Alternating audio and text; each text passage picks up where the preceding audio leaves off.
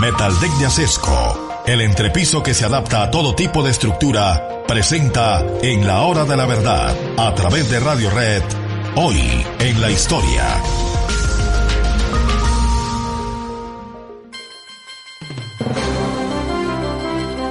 Es el año de 1944, el 6 de junio habían desembarcado los aliados en las playas de Normandía, en uno de los actos de guerra más importantes de toda la historia de la humanidad. Habían puesto ya pie en tierra y lo que correspondía era avanzar y derrotar a los ejércitos alemanes que todavía sobrevivían, los ejércitos de Hitler, que eran muy fuertes en Europa. Rommel no estaba en Normandía en el momento del ataque porque nadie lo creía posible en ese momento. Es más, no estaban esperando el ataque por Normandía, lo estaban esperando por el paso de Calais. Y finalmente, cuando tuvieron la sorpresa y reaccionaron, ya era demasiado tarde. La operación que se seguía era una operación inmensa. Había que barrerlos del mapa, pero sobre todo había que llegar a París. París era el símbolo supremo de la resistencia contra los nazis. París, sí señor, los franceses que se habían entregado a los nazis, que habían conformado el llamado gobierno de Vichy, del mariscal Pétain y de Pierre Laval, que colaboró activamente con los nazis, inclusive se les imputaron crímenes atroces contra los judíos, a los del régimen de Vichy. Ellos lo que decían era que estaban salvaguardando la integridad de Francia, que no quería ver destruido el pueblo francés, y que para eso tenían que cooperar, así fuera de manera pasiva, con los nazis, y por eso fueron sus aliados durante la guerra. Pero quedaba la resistencia. Una resistencia francesa desorganizada. Uno la cree compacta y la cree unida. No, ellos se unieron en un solo objetivo, que era destruir la resistencia de los alemanes. La resistencia francesa destruiría la resistencia alemana, sobre todo después del ataque por Normandía. Pero la resistencia francesa estaba dividida por lo menos en 3 grandes grupos, uno de los cuales era caracterizadamente comunista, los otros 2 no lo eran, y había un jefe inequívoco de la resistencia francesa y del honor de Francia, que era Charles de Gaulle, que estaba en Londres y que venía acompañando los ejércitos después de su desembarco en Normandía y después de sus cercanías a París. París tenía que ser liberada. Hitler lo entendía así y por eso dio la orden de quemar París. Fue una orden terminante de Hitler, que por fortuna no fue atendida.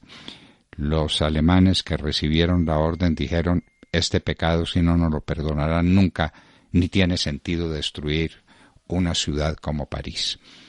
De manera que todo se produjo, se vino el desenlace y tenía que llegar el ejército aliado a París. ¿Cómo? Tuvieron un acto, digamos que de generosidad, pero también de tacto político, que quien llegara a París fuera un ejército francés. Y para eso le cedieron el paso a lo que se llama en francés la Deuxième DB, la segunda división blindada comandada por el general Leclerc, a quien inclusive himno le compusieron. Y quienes llegaron a París el 24 de agosto fueron los franceses, la Deuxième DB. Ustedes se pueden imaginar lo que fue la emoción del pueblo francés, lo que fue la emoción del mundo entero. Con la llegada a París se reputaba ya vencido el ejército nazi. El 25, un día como hoy, se hizo una gran manifestación y un grande homenaje al jefe de Francia, a Charles de Gaulle. Había que reconstruir un país que no tenía gobierno, había que reconstruir un país que a pesar de toda su cooperación con los nazis estaba duramente golpeado por las batallas que se libraron y por la penuria terrible durante la guerra. ¿Cuánta gente murió de hambre física? Las estadísticas lo dicen. La defensa del pueblo francés costó miles de vidas por hambre física, la famine, la hambruna que se desató en Francia y había que reconstruirla. En la Catedral de Notre Dame se iba a celebrar una misa solemne y allá llegó el general Charles de Gaulle. Hubo lo que llaman una fusilada, un acto de guerra que nadie ha podido entender quién lo hizo ni por qué lo hizo, a las puertas de Notre Dame de París.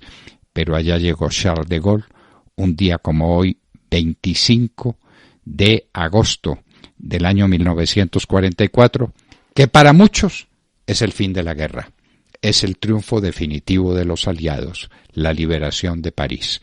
Entonces ustedes tienen el 6 de junio, el desembarco en Normandía, tienen el 25 de agosto y tienen después abril de 1945, cuando se suicidaría Hitler en un búnker, ya perseguido por todas las tropas, por las tropas rusas, por las tropas aliadas que convergían sobre Alemania y por los bombardeos terribles que se desencadenaron sobre Alemania en aquella época. Y finalmente, el Tratado del Missouri, donde los japoneses, que estaban también en la guerra, del lado de sus aliados, los fascistas italianos que se habían entregado hace rato, los nazis que estaban comandados por Hitler, los japoneses se entregarían después de las bombas atómicas de Hiroshima y Nagasaki que estallaron hace 75 años, y en el Missouri hicieron entrega formal y rendición completa del Japón en manos de los aliados. Es el fin de la Segunda Guerra Mundial, que tiene un episodio fundamental en la llegada a París de las tropas aliadas, encabezadas por el general Leclerc con su segunda división blindada, la 2e DB.